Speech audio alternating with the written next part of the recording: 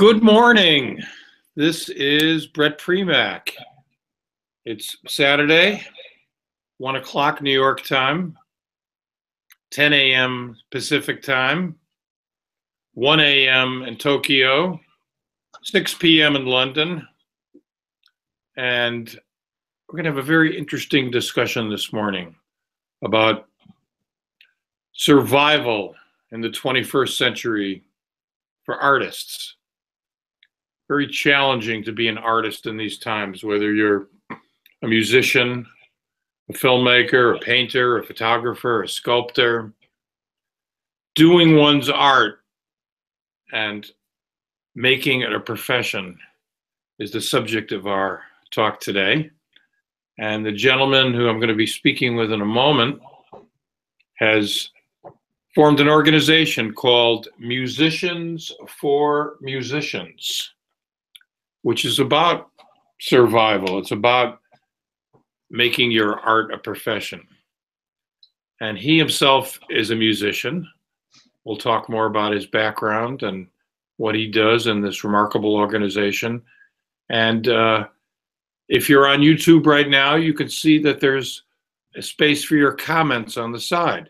So please join us. Please join the discussion with your questions, your comments. And I want to introduce, and I don't want to mess up the correct pronunciation of your name because it's kind of unique. So I'm going to jump over to you. Could you please introduce yourself? First of all, thank you for having the courage to invite me to this online interview or talk. I really appreciate that. I'm Saurabh Sadat Lajavardi. In my original language, which is called Farsi, the pronunciation is Saurabh Sadat Lajavardi. I'm a citizen, but my parents are from Iran. And I live now in New York. I don't know much about New York because as an activist and as a musician, I'm mostly busy in Manhattan, of course, and in Williamsburg and in Brooklyn. So I moved to New York from Japan in 2008.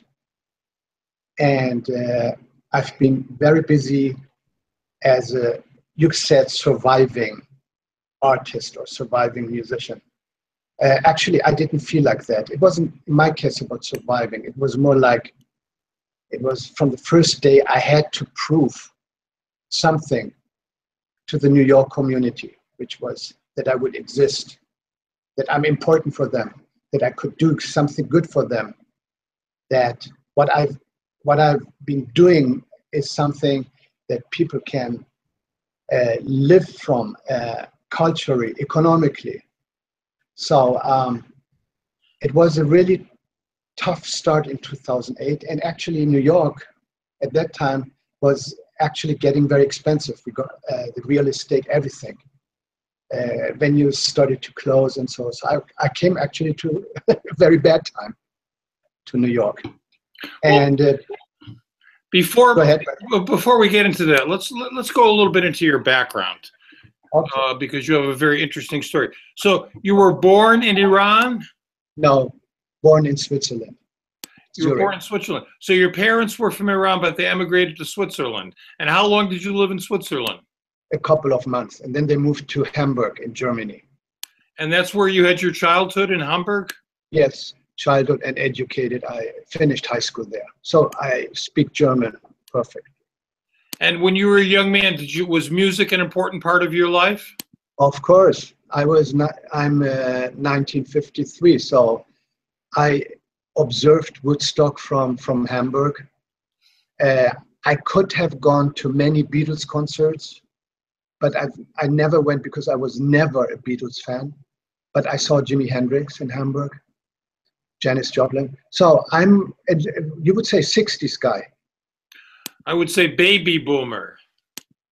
Okay. So I loved because Germany is close to the UK. So I really enjoyed, of course, UK pop music. And I started with UK pop music. So Jimi Hendrix was something coming from the UK, then from America. And 2-3 years later, I got hooked up, interested in American pop culture and jazz culture, and like Velvet Underground, The Doors, Grateful Dead, The Byrds, you know, all these bands. So when did you start to play the saxophone? In Japan. When I was 26, I started very late. I moved to Japan when I was 19.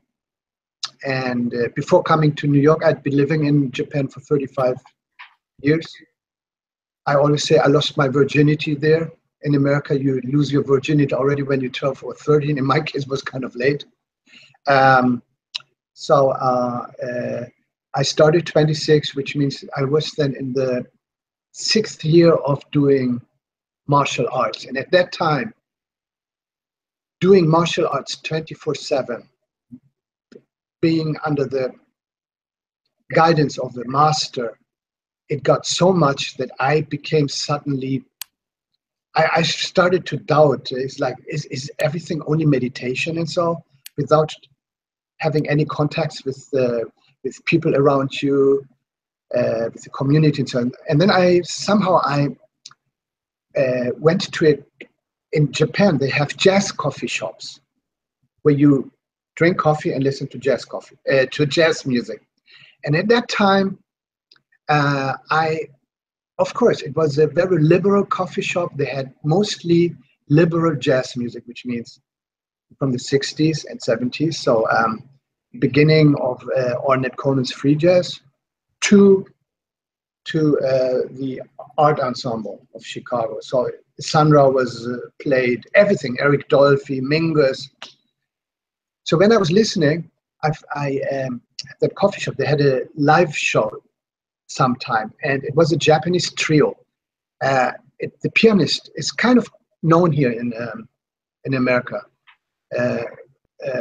Yamashita Yosuke, or Yosuke Yamashita the other way. So his trio was playing at that coffee house, and I became friends, and I fell in love with the saxophone player. His name is Akira Sakata. And just listening to the music and doing 24/7, I thought, man, I should do again music, because when I was in Germany, I played already some music, not professionally or so in a band, more at home. I played the drums and then flamenco guitar, singing a little, you know. So music was always my interest. And I wanted, actually, after finishing high school, when my father said, what are you going to do? I said, I would love to go to music, to art school or music college. And they have one, a very good one in Hamburg. He said, you're not going. I don't let you go. I don't pay. And I said, how come? You're not number one. I can see you have no talent for music. Oh, boy. I said, so what do you want me to do? Of course, I want you to go into business. You're going to take over my business. This is my hope. And this is the reason I created you and educated you. So now you want to do arts? Who can make with music, living out of it? The stereotype of thinking. So anyway, he said no. And at that time, I wasn't really passionate of really doing music. So I said, okay, not. And then I did martial arts at that time. And with the martial arts in Hamburg, I found a teacher who invited me to come to Japan, to Osaka in the south of Japan. He thought that I had some talent. So then I went to Japan in 1974, and 6 years later, when I was 26, I got by chance a saxophone, a Selma Mark VI. At that time, I didn't know what Mark VI is. He said, you got a great instrument. Well, and then I just played autodidactive on my own. I just went from one sound to another sound and tried to find out what the sounds are about. Why does a sound, when I use the key C and go to the key E, if I go 2 steps, why is the sound so different? So it was really interesting to go into sound. And it's also the way I play now. It's like, I'm not interested in let's say, in the traditional way of thinking of harmonies or of all kinds of rhythm patterns. I'm more like, when I execute a sound, what do I hear when it's coming out? And how can I get the next sound to make it a valuable expression for somebody who might listen to it? So, and this is exactly what in martial arts is happening. The difference is that if you do really with real contact, you kill somebody. In sound, you don't kill, fortunately. Sound is about life, giving life, keeping life. So that's a big difference, that with martial arts, I felt I got a limit. I was limiting myself. And the music, when I started with 26, was like, let's say so, martial arts was 100%, music was 0%. And then it went music 1, 2, 10. And after 6 months, I came to 30% and martial arts 70%. When I had this level of 30%, I played at the Jazz Montreux Festival. That was my second big gig. At Montreux. Montreux, yeah. And what was the guy with the name who died? Claude Knobs? Yes. We became even kind of good friends, buddies, and so. And I criticized even after playing there every year when he was programming. I was telling him, why don't you book this band? Why do you do this? Do you want to sell out? So anyway, so this is my story. And then around 1998, I felt like martial arts is not what I really want to do as a human being. It's just something private. And music really became 100%, 120%, 200% in my life. And by doing so, I created also a music company in Japan. I went into business. A company called PopBiz. PopBiz? Limited. Yes, Popular Business. And I started economically revolutionary things, because Japanese markets, any market you try to get is closed, especially for foreigners. So I did really revolutionary things. We were the first independent distribution company. We were the really first independent label. We had the first independent publishing magazine called DooBeeDooBeeDoo, which is now online and used by MFM. So we had stickers where we said, this product is exclusive. If you buy it from us, it's safe, it's good music. We had really strong relationships with our buyers, with our retailers. So they were always willing to do certain PR work to showcase our products. So we were always next to the major labels. So this is just to describe you how I came to MFM and becoming a musician. It's like, first I taught myself. I had a teacher in Japan just for 1 month or so. He showed me how to have the embouchure, put the reed on, how to buy reeds and so on. And then after a month, he said, you know what? I can't teach you anymore. You are already so self-sufficient that even I'm learning from you. You know what? Just keep going without me. And so I played and played and played. I toured Japan. I toured Europe since 1970. So it's 2070 or 79. Maybe it was 79 when the revolution in Iran happened. And now I'm in New York. When did you meet Ornette Coleman? And talk to us about your relationship with him. Ornette, actually from Japan. He came to Japan. He composed the music to the movie Naked Lunch. And he came, there was a premiere of the music, and he played to it. And when he finished, I just went backstage the way I was with my samurai sword. And I said, Ornette, I'm here. I'm really interested. I could hear things which were incredible. is there a way I would like to talk to you? He said, tomorrow at my hotel. So we met. And this is the great thing about Ornette. It's not me. There's so many people who call themselves disciples of Ornette. Hundreds, thousands of people. Because Ornette, the great thing about it is he's very open. He's not like other musicians who x-ray you first or do research before they start to talk to you. He was, from the beginning, very open.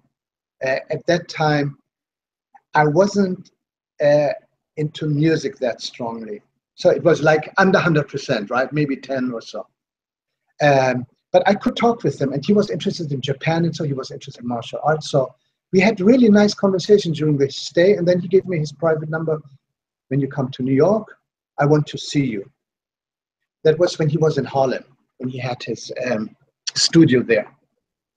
And of course, a year or sometime later, I went and I saw him, and so I gave him first time a CD of mine, my first CD. He listened to it and he really liked it, and so, and he said, keep going, and so. And then because of my Persian background, he had, at that time, he was working with a Persian singer. So I couldn't listen to the music at that time because it was still kind of secret, but that was the next step, that he was interested in my Persian background. And then after that, we didn't meet at all. And then I came to New York, and the number I had was, of course, out of, not on use, because he moved now to Midtown. He had a loft and so. And somehow I got his number through my later employer, Michiko's Roberto, because they were buddies. And I told him, you know what, Roberto, coming to New York, meeting so many so-called students of Ornette, nobody gives me a number to, why are they stingy, jealous about it? He said, you know what, musicians are crazy here. Anyway, I can help you. Here's the number, call first Ornette, and even don't mention that you got the number from me. Just say that you are Saurabh, see how he reacts. If not, use my name. And it was unbelievable. When I talked to Ornette, he remembered me. Because I don't know how many years were between the time when we met in Tokyo. He said, come now. I said, no, I can't go now. Come tomorrow. He gave me his address and so, and we were, and then since then, we started talking because he loves to talk. He's different from other musicians, I know. He likes to ask questions. He even likes to be asked. He likes to be criticized. I would call him, he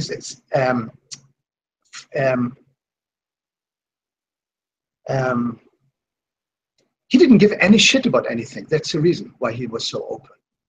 When you came, he said, go to my fridge and get a soda. I said, no. I would like to ask you first for permission, because why do you ask? I said, because I'm different from you. Even when we are buddies, friends, we have respect for each other. I don't go to your refrigerator. So when people coming to his studio and going just to the fridge to get some water, and so I stopped everybody because I said, you have no right to touch the refrigerator. And Ornette in the big book was laughing all the time, but he appreciated, you know. So he was not a guy to tell people what to do, what he wants them to do when it comes to social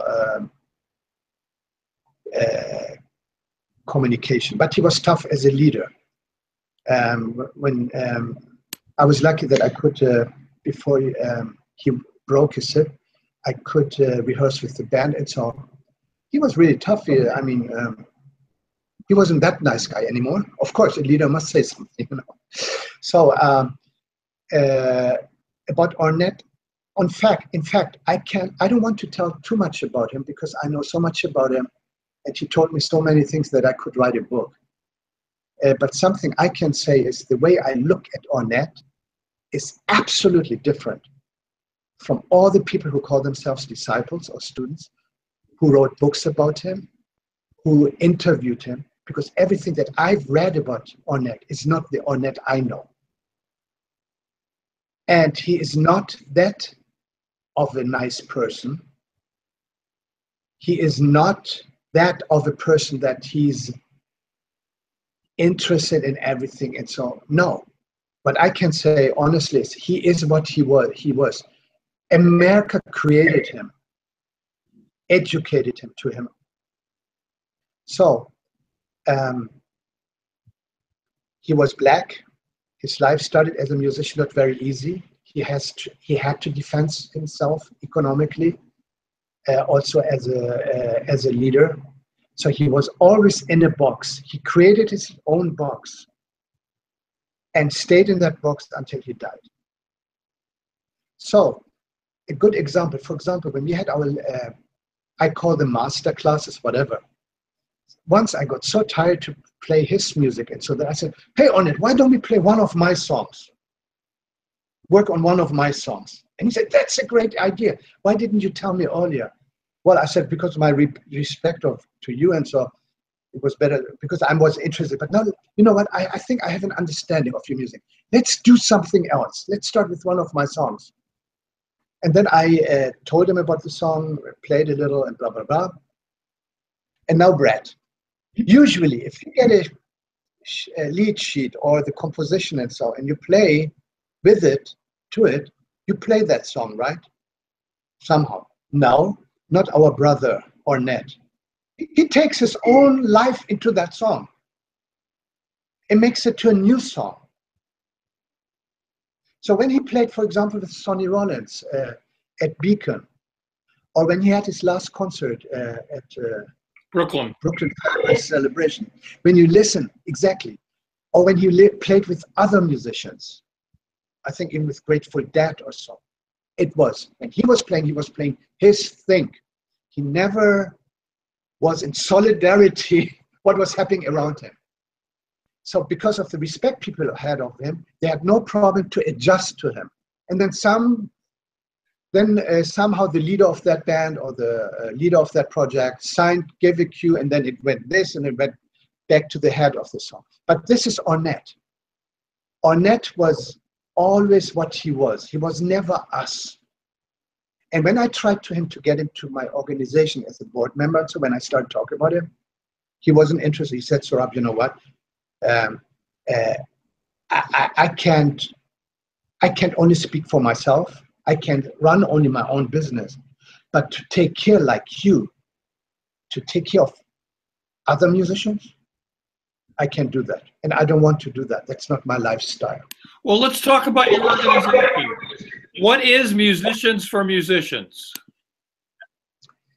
Well, as the title says, what do you hear from the title, Musicians for Musicians? This is every time when I talk to somebody, what is it about? The title should tell you already what is it about and make you feel like I'm in or out. Well, when I hear that, I think of a group of musicians working together for a common good. That's it. And it's not just that a bunch of people come together and smoke a pipe or drink a beer and say we do something. No, we are a legal organization. We are called an association by the IRS. We are 501c, which is a nonprofit, a 6, which means MFM is representing and advocating a business league. In our case, professional musicians, which means that all professional musicians from all genres are invited to join MFM. And joining means just not joining because it's non-profit for free. No. When you join MFM because you want to get paid, if MFM works for your rights, you have to pay too. So it's run by membership. And we have 2 membership fees. One is $5 per month or $10. If you pay $10 a month, you have the right to vote. This is a new thing too. You have a right to vote, which means you have power. One voice has power. And And what are can go, what are the activities of the organization? actually, it's like basically our organization is an advocacy group trying to speak out for our members making music as a profession. We need to let the public know that we are professionals like a plumber, like a doctor, like a politician. We need to get paid. We need the same social benefits. We need pension like anybody else. There's no big difference. And many musicians and many public believe that, of course, you work. No, it's not of course. Because even when I talked to Arturo O'Farrell, one of our board members, he had a great event. We had a great talk event with him last Tuesday at Brooklyn Music School. Even this gentleman is asked a couple of times when he's talking to ordinary people, by the way, Arturo, how do you make your living? So the point is that being a musician is still not a clear notion for people. They think still we do labor of work, we don't care of getting paid, we are actually believing or asking for donations or contributions, but this is not true. We work very hard, and we work 24/7 and maybe even longer. And the time really has come now that we really organize. And I'm counting on professional musicians, because professional musicians are professional. There's nothing to discuss with a professional musician. When you say to them, are you a professional musician? Yes. What does it mean? Usually professional musician would say, I don't play for free. I don't let my MP3s download it for free. I want to get paid. I prefer not to play a non-paid gig than paying on top of it. And I don't care when they're younger musicians taking my job, because the owner, the club owner or the festival owner, whoever hires this band, will fall on their knees, or his knees, because why? Less money means also less quality. So the professional musicians are the only musicians who have the power to let people know we are professionals and we need to get paid. So it's really up to individual musicians to advocate for themselves, right? No, we are an association. We are not a union. In the union, you can do that. In MFM, as an association of professional musicians, we only present ourselves as a group, which means, for example, if a member is screwed over by a club owner and he comes to me, I can't do anything about it, but I can present his problem to the association.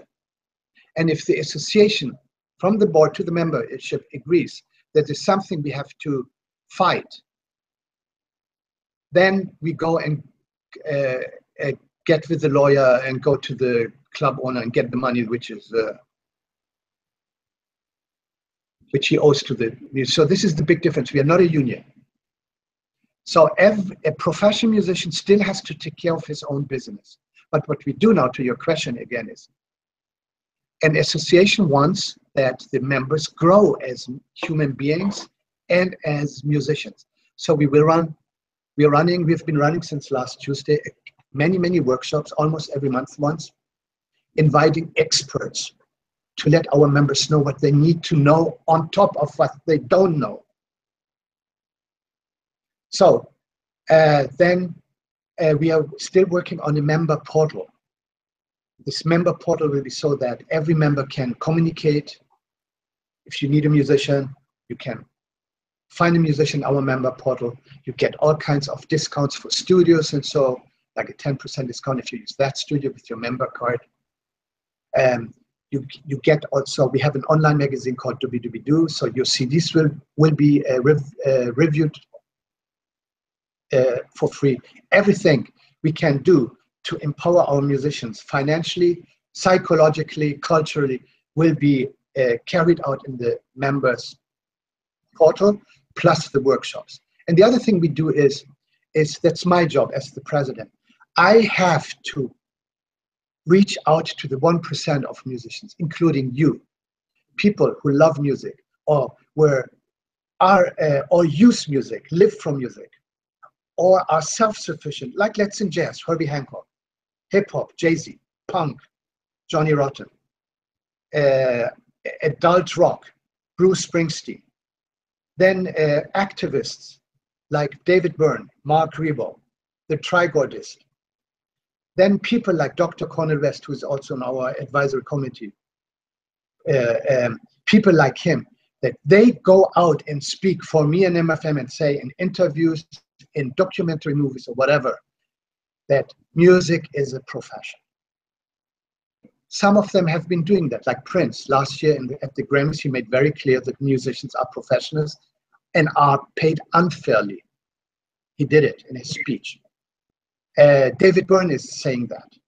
He's writing even about books. He's writing books about music business.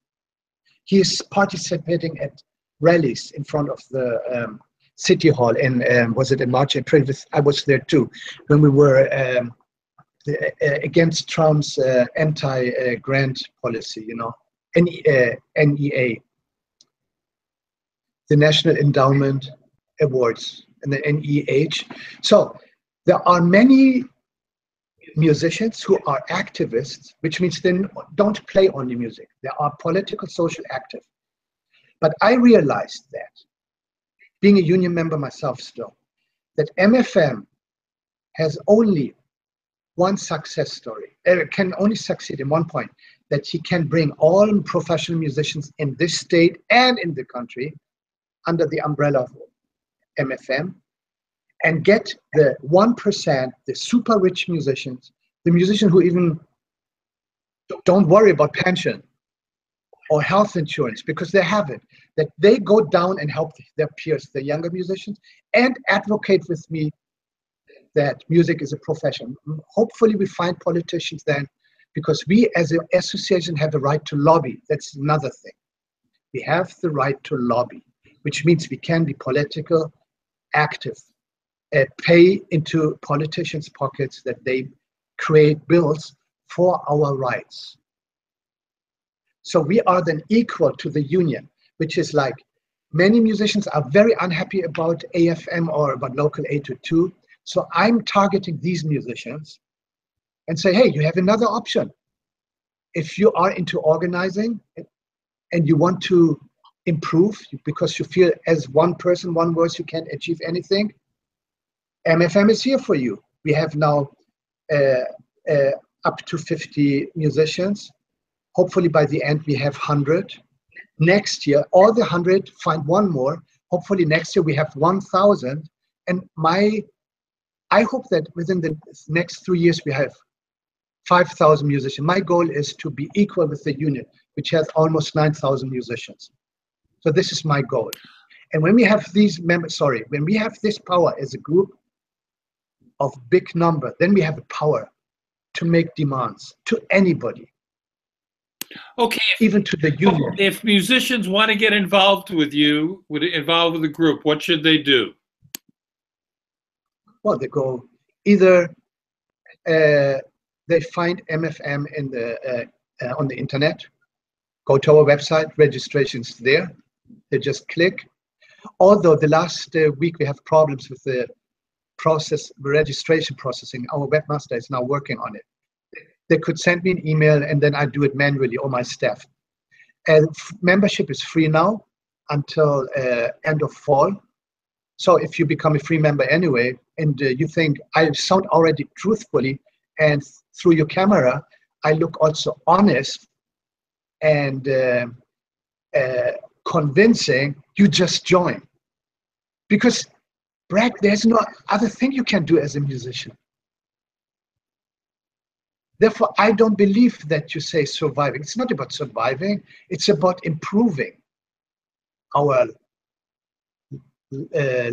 livelihood. It's about let people know that they are supposed to pay me. It's important that musicians know that they can ask for their salary. They have even the right to say no. So if somebody says, many musicians, especially the young musicians, what, $5 tender? Why? What do I get from MFM? That's the most stupid question you can ask. It means then you don't have your think together as a professional musician. Because it's not the question how what you get. You are financing, investing in yourself into MFM. Period.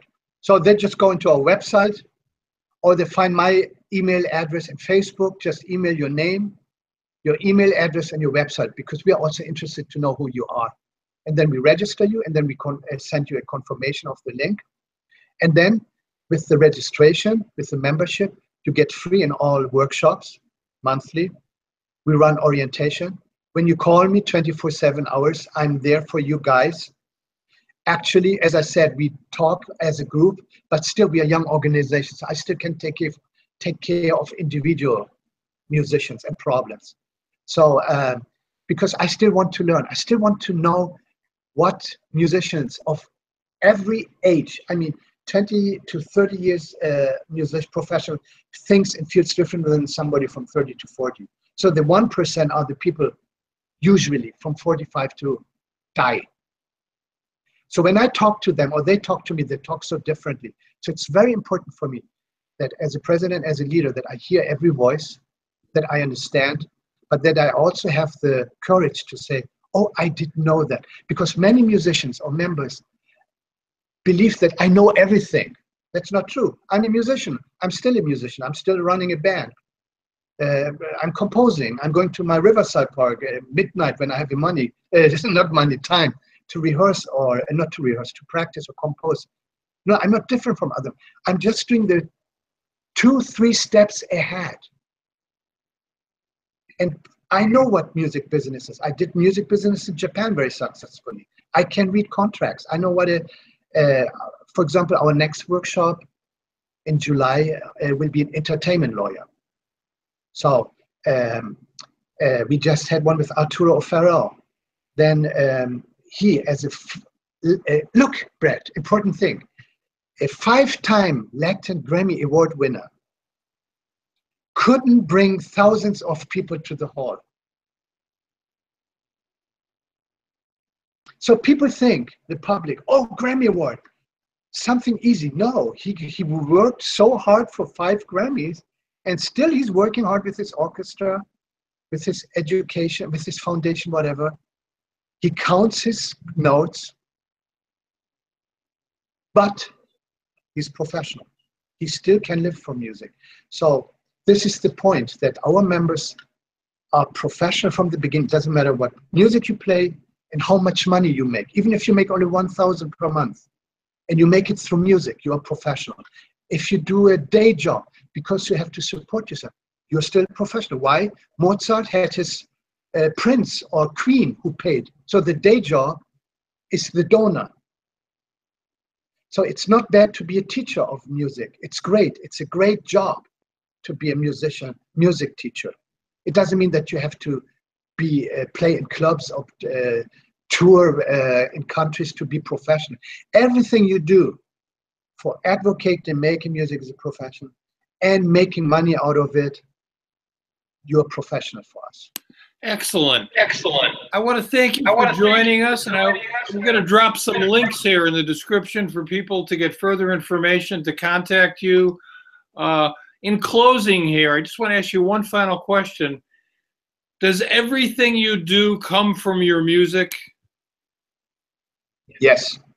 Without being a musician, I would never care for my musicians around me, for my peers.